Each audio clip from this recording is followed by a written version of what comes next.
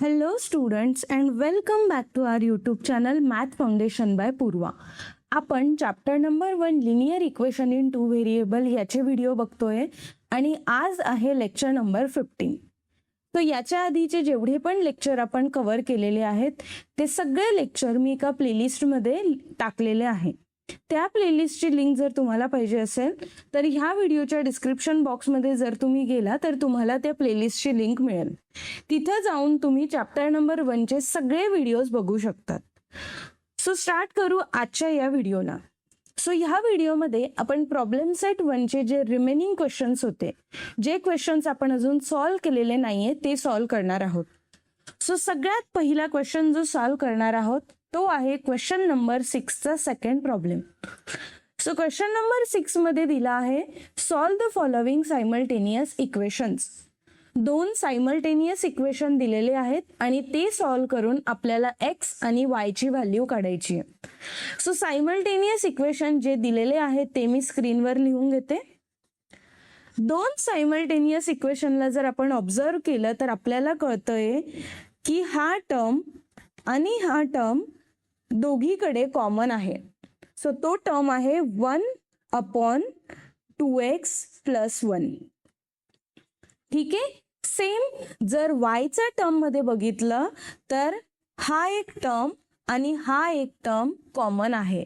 तो कोणता आहे 1/y + 2.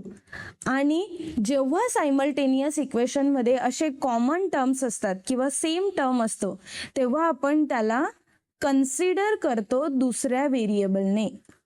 सो आपण इथं कन्सिडर काय करणार 1/2x + 1 = a आणि 1/y + 2 = b. हे कन्सिडर झाल्यावर आपण आता हे जे व्हेरिएबल आहे ते याच्यात पुट करणार. सो हा इक्वेशन बनणार 7a + 13b = 27. हा झालं आपलं इक्वेशन नंबर 1.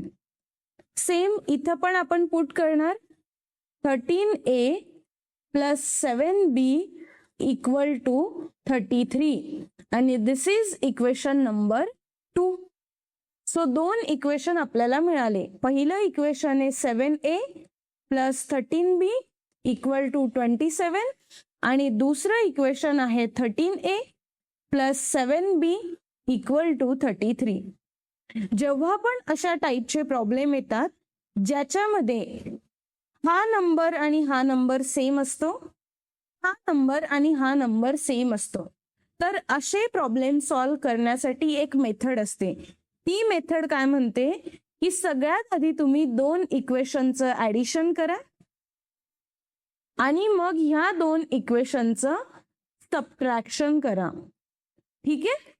काय सांगितलं, सगळ्यात आधी ह्या दोन इक्वेशनचं ऍडिशन करा आणि मग सेम ह्याच दोन इक्वेशनचं सबट्रॅक्शन करा. त्याच्यानंतर मग तुम्हाला दोन छोटे इक्वेशन्स मिळतात आणि त्याच्यावरून a आणि b ची व्हॅल्यू काढू शकतो. सो सगळ्यात आधी आपण इक्वेशन नंबर 1 आणि इक्वेशन नंबर 2 चं ऍडिशन करू. सो दोघं इक्वेशन लिहून घेतले. सिंपल ऍडिशन परफॉर्म करायची आहे. 7a + 13a किती होतं 20a. 13b + 7b होणार 20b = 27 + 33 होतं 60. आता या पूर्ण इक्वेशन मध्ये 20 आपण कॉमन काढू शकतो. सो आपण लिहिणार इथं डिवाइड बाय 20. सो मग काय येणार 20a divided by 20 + 20b divided by 20 = 60 divide by 20. आता हा 20 तर गेला तर इथं उरलं a. हा 20 पण कट झाला तर उरलं b = 21 23 जा 60. सो हा आलं आपलं इक्वेशन नंबर 3. आता जसं आपण इक्वेशन 1 आणि इक्वेशन 2 चं ऍडिशन केलं सेम आपण सबट्रॅक्शन करणार. सो दोघं इक्वेशन मी लिहून घेतले आणि याचं सबट्रॅक्शन करू. सबट्रॅक्शन करण्यासाठी आपल्याला सेकंड इक्वेशनच्या साईन चेंज कराव्या लागतात. सो आपण सगळ्यांचे साईन चेंज केले. सो 13a पॉझिटिव्ह होता तर तो निगेटिव्ह झाला. +7b होता तर आपण -7b लिहू आणि 33 ला -33 लिहू. आता 7a - 13a -6a, 13b - 7b +6b equal to आलं 27 - 33 -6. आता हा -6 जो आहे याच्याने आपण सगळ्यांना डिवाइड करू. तो इथं येणार डिवाइड बाय -6. सो हा आला -6a divided by -6 plus 6b divided by -6 equal to -6 divided by -6. So हा -6 कट झाला तर आलं a. हा 6 कट झाला तर आलं b. पॉझिटिव्ह आणि निगेटिव्ह होतं निगेटिव्ह इक्वल टू -6 कट झाला तर आलं 1.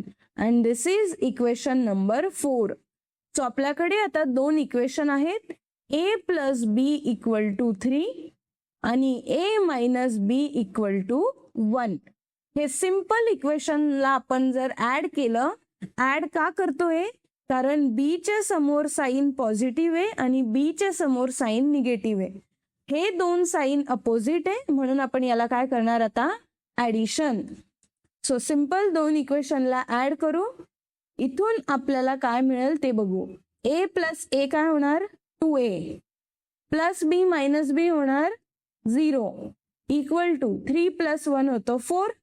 सो 2a इक्वल टू मिळाला 4 आणि a ची व्हॅल्यू काढायसाठी 4 डिवाइड बाय 2 करावा लागेल तर मिळणार 2. सो a ची व्हॅल्यू तर मिळाली 2. आता b ची व्हॅल्यू काढण्यासाठी आपल्याला a इक्वल टू 2 एका इक्वेशन मध्ये पुट करावं लागेल. तो मी काय लिहिलंय put a equal to 2 equation number 3 मध्ये. तो पुट करा. प्लस b इक्वल टू 3 आलं. b इक्वल टू येणार 3 - 2 विच इज इक्वल टू 1. तो a इक्वल टू मिळाला 2 आणि b इक्वल टू मिळाला 1. पण आपल्याला फाइंड आउट करायचं आहे x आणि y ची व्हॅल्यू.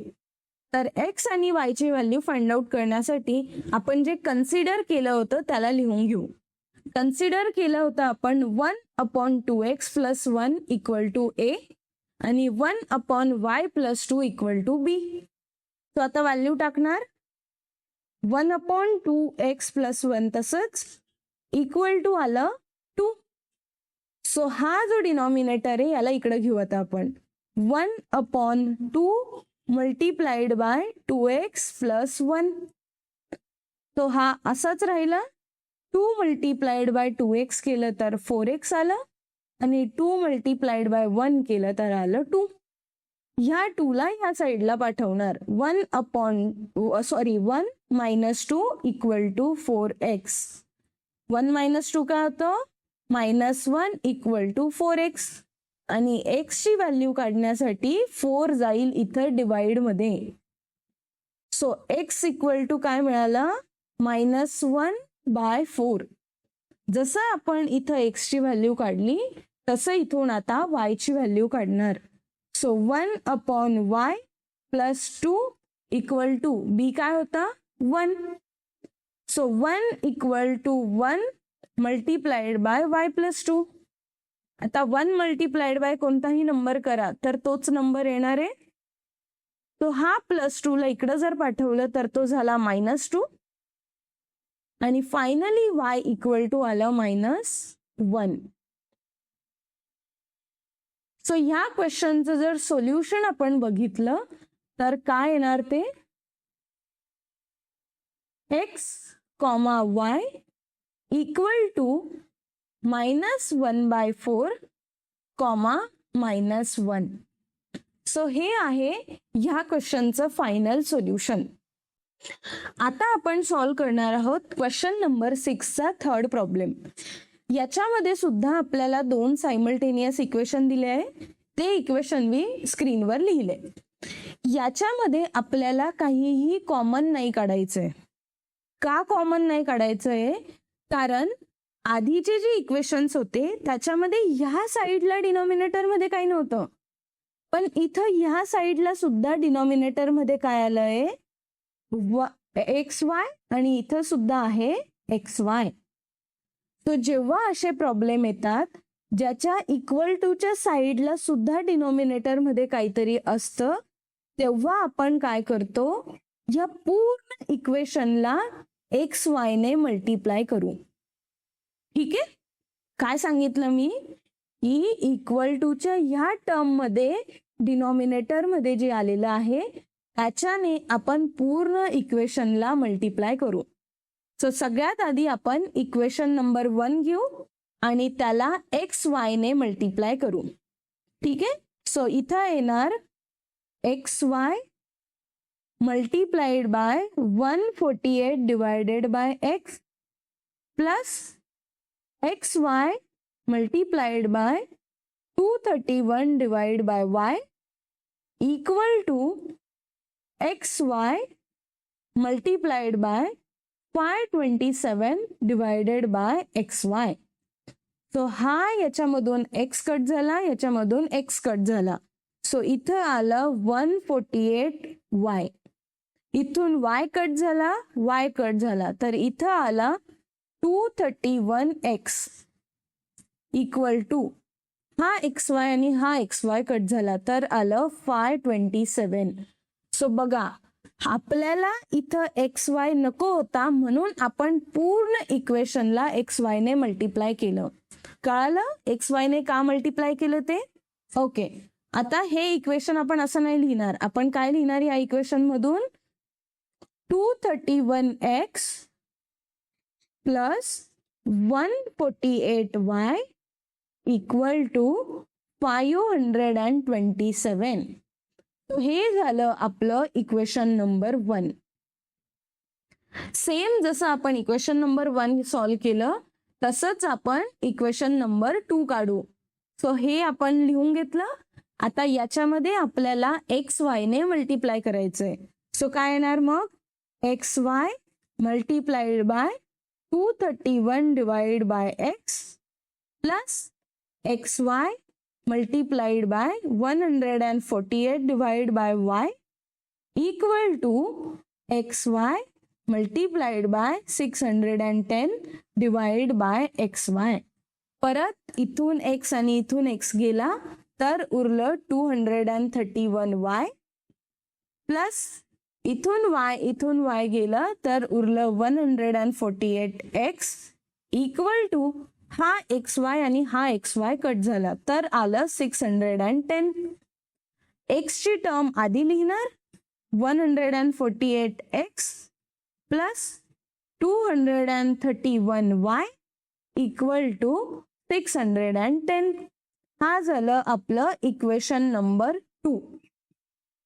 आता इक्वेशन नंबर 1 आणि इक्वेशन नंबर 2 ला ऑब्झर्व केलं तर आपल्याला एक गोष्ट दिसते की इथला 231 जो एक्स ला दिलेला आहे तोच इथं वाय ला आहे. सेम इथं जो 148 वायच्या समोर आहे तोच इथं एक्सच्या समोर आहे. आणि अशा टाईपचा प्रॉब्लेम आपण आत्ताच सॉल्व्ह केला. त्याच्यामध्ये आपण सगळ्यात आधी काय करतो? ऍडिशन, त्यानंतर सबट्रॅक्शन. सो आपण इक्वेशन नंबर 1 आणि इक्वेशन नंबर 2 चं काय करणार? ऍडिशन. ठीक आहे. आता 231 प्लस 148 जर आपण केलं तर त्याचं आन्सर येतं 379 एक्स प्लस परत या दोघांचं ऍडिशन होणार 379 वाय इक्वल टू या दोघांचं ऍडिशन होतं 1137. आता या पूर्ण इक्वेशनला आपण 379 जे कॉमन दिसतंय त्याच्याने डिवाइड करू. सो इथं येणार डिवाइड बाय 379. सो इथं काय येणार मग? 379x divide by 379 plus 379y divide by 379 equal to 1137 divide by 379. So हा कट झाला तर आला x, इथून आला y इक्वल टू 1137 ला डिवाइड केलं 379 ने तर आन्सर येतं 3. आणि हे झालं आपलं इक्वेशन नंबर 3. आता सेम दोघांना सबट्रॅक्ट करणार आपण. सबट्रॅक्ट करण्यासाठी आपण जे सेकंड इक्वेशन आहे त्याचे सिंपल साइन अपोजिट करायचे. सो आता सबट्रॅक्ट करून बघा काय येणार. 231 मायनस 148 आन्सर येतं 83x. परत याला दोघांना सबट्रॅक्ट केल्यावर येणार मायनस 83y इक्वल टू या दोघांचं सबट्रॅक्शन होतं मायनस 83. आता तिघाकडे 83 कॉमन दिसत आहे म्हणून इथं काय लिहिणार डिवाइड बाय 83. पूर्ण इक्वेशनला 83 ने डिवाइड करू. सो इथं येणार 83x divided by 83 minus 83y divide by 83 equal to minus 83 divide by 83. हा कट झाला तर इथं आला x, ही झाली निगेटिव्ह साईन. 83 कट झाला तर आला y इक्वल टू 83 इथून पण कट झालं तर ही निगेटिव्ह साईन होती आणि आलं 1. हे आहे आपलं इक्वेशन नंबर 4. सो आता इक्वेशन नंबर 3 आणि इक्वेशन नंबर 4चं सिंपल ॲडिशन करायचं. आता याचं ॲडिशन केल्यावर आपल्याला काय मिळेल x प्लस x मिळेल 2x plus y minus y होणार 0 इक्वल टू 3 मायनस 1 होणार 2. तो 2x इक्वल टू आला 2. x ची व्हॅल्यू काढण्यासाठी आपल्याला 2 ला डिवाइड करावं लागेल. So finally x equal to मिळेल 1. आता x 1 जर मिळाला तो आपण इक्वेशन नंबर 3 मध्ये टाकू. सो इथं येणार 1 plus y equal to 3 y equal to 3 minus 1 which is equal to 2. So ह्या क्वेश्चन मध्ये आपण काहीही कन्सिडर नव्हतं केलं. फक्त आपल्याला एक छोटीशी ट्रिक माहिती पाहिजे होती की आपल्याला या पूर्ण इक्वेशनला XY ने डिवाइड करायचं मल्टिप्लाय करायचं आहे. सो आपण ते केल्यावर आपल्याला सोल्युशन काय मिळालं. मग सोल्युशन मध्ये मिळालं x ची व्हॅल्यू 1 आणि y ची व्हॅल्यू 2. तो अशा पद्धतीने आपण हा प्रॉब्लेम सॉल्व्ह केलेला आहे. आता नेक्स्ट क्वेश्चन आहे क्वेश्चन नंबर 6चा 4th प्रॉब्लेम. याच्यामध्ये आपल्याला 2 सायमल्टेनियस इक्वेशन दिले. आता हे जे 2 सायमल्टेनियस इक्वेशन आहे हे थोडं डिफरंट आहे. याच्यामध्ये आपल्याला XY हा जो आहे हा डिनॉमिनेटर मध्ये, पण त्याच्यावर 2 टर्म्स आहे 7x minus 2y divide by XY. So 7x वेगळा टर्म आहे आणि 2y वेगळा टर्म आहे. सो आपण काय करू हा जो डिनॉमिनेटर आहे हा याला वेगळा देऊ आणि हा डिनॉमिनेटर याला वेगळा देऊ. म्हणजे काय आपण डिनॉमिनेटर सेपरेट करून घेऊ. 7x ला डिनॉमिनेटर सेपरेट देऊ, मायनस साइन देऊ आणि 2y ला डिनॉमिनेटर सेपरेट देऊ. इक्वल टू 5 तर तसाच आला. सो हा x कट झाल्यावर आलं 7 divide by y minus sign इथून y आणि इथून y कट झाल्यावर आलं 2 बाय x इक्वल टू 5. जसं आपण इथं डिनॉमिनेटर सेपरेट केलं तसंच ह्या इक्वेशन साठी सुद्धा आपण डिनॉमिनेटर सेपरेट करणार.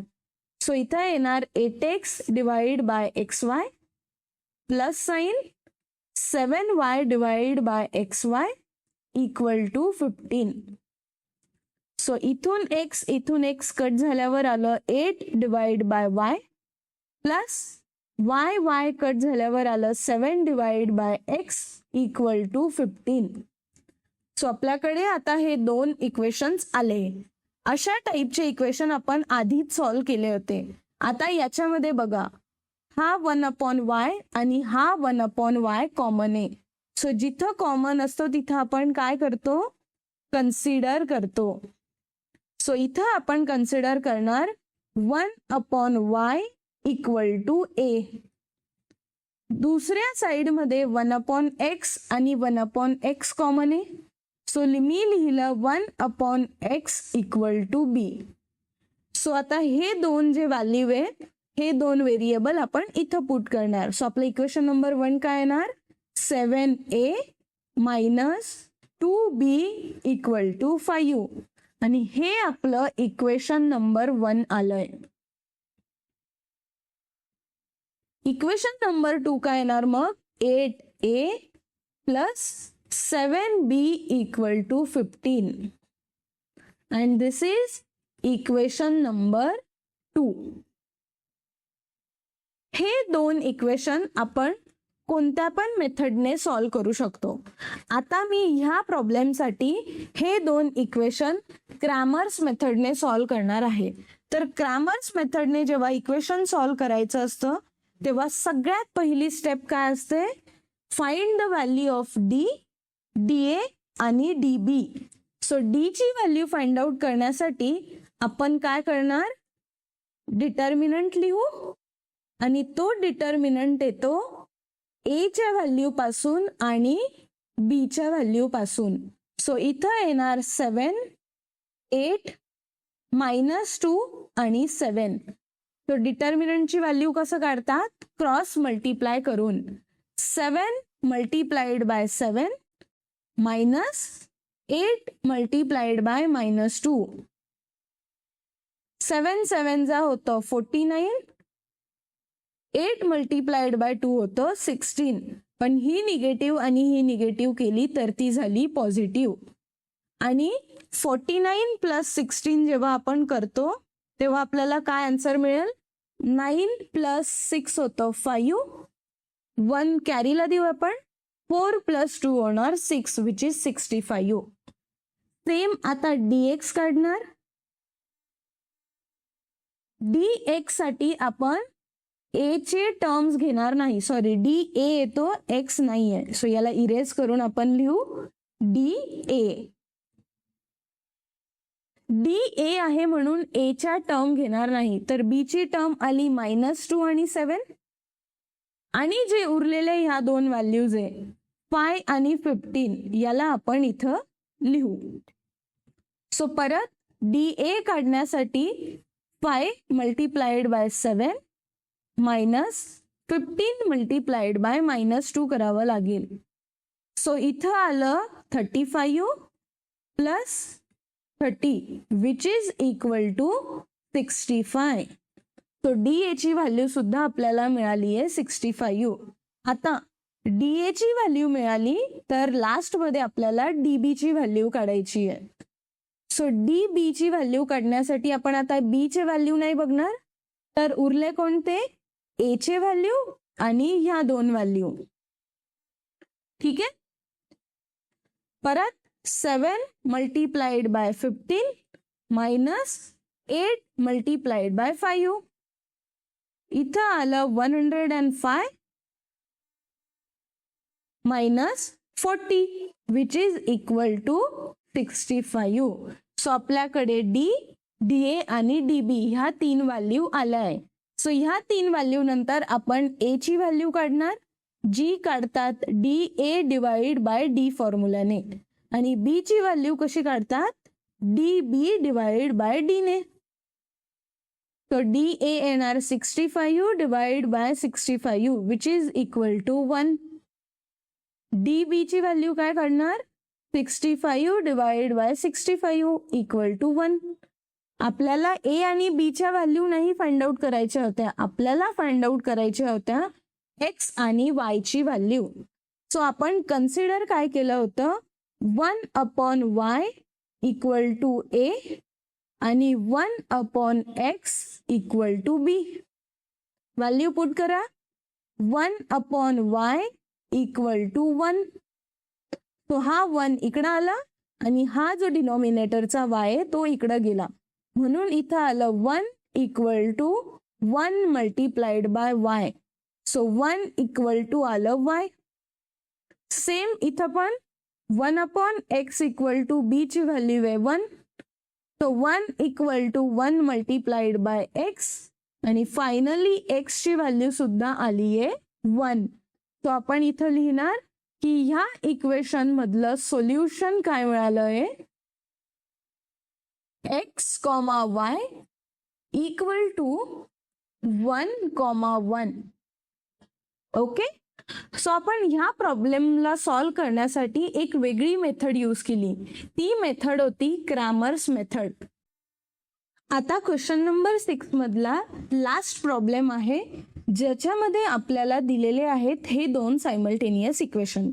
आता हे 2 सायमल्टेनियस इक्वेशन मी स्क्रीनवर लिहिले. ओके. याच्यामध्ये आपल्याला हा पार्ट कॉमन दिसतोय 1 अपॉन 3x प्लस 4y आणि हा पार्ट कॉमन दिसतोय. सो आपण इथं काय लिहिणार, 1 अपॉन 3x प्लस 4y हा पार्ट कॉमन आहे. सेम ह्या साईडला 1 अपॉन 2x मायनस 3y आणि 1 upon 2x minus 3y common दिसतोय. सो मी तो टर्म लिहून घेते 2x मायनस 3y. आणि जेव्हा असे कॉमन टर्म्स तुम्हाला दिसतात तेव्हा तुम्ही काय करतात, त्याला कन्सिडर करतात एका व्हेरिएबलने. सो मी ह्या टर्मला कन्सिडर करणार a आणि ह्या टर्मला कन्सिडर करणार b. That's it. याच्या पुढे मी सॉल्व्ह करणार नाहीये, कारण आतापर्यंत मी क्वेश्चन नंबर 6चे 4 प्रॉब्लेम्स तुम्हाला कम्प्लीट सोल्युशन दिलेला आहे. तर मला असं वाटतं की हा जो क्वेश्चन नंबर 5 आहे हा तुम्ही ट्राय करा सॉल्व्ह करायचं. ठीक आहे. मी इथपर्यंत तुम्हाला सांगितलं आहे की तुम्हाला काय कन्सिडर करायचं आहे. आता याच्यानंतर हा प्रॉब्लेम कसा सॉल्व्ह करायचा, याचं सोल्युशन कसं येणार हे तुम्ही बघा. पण ज्याचं सुद्धा सोल्युशन आलेलं आहे, ज्याने हा प्रॉब्लेम सॉल्व्ह केला असेल, त्याने मला कमेंट सेक्शनमध्ये आन्सर सांगा की एक्स आणि वायचं काय आन्सर आलंय. मी त्या कमेंटला लाईक करेल आणि मी त्या कमेंटला रिस्पॉन्ड करेल की तुमचं आन्सर करेक्ट आलंय की नाहीये. ओके. सो आय होप तुम्हाला आजचा हा लेक्चर पूर्ण समजला असेल. व्हिडिओ आवडला असेल तर याला लाईक करा, चॅनलला सबस्क्राईब करा आणि तुमचे जेवढे फ्रेंड्स असतील आता जे क्लास 10th मध्ये आहेत त्यांना सुद्धा हे व्हिडिओ शेअर करा. तुम्हाला कुठं डाऊट वाटत असेल, काही समजलं नसेल, ते सुद्धा तुम्ही कमेंट सेक्शनमध्ये नक्की सांगू शकतात. सो आपण भेटूया आता नेक्स्ट लेक्चरमध्ये.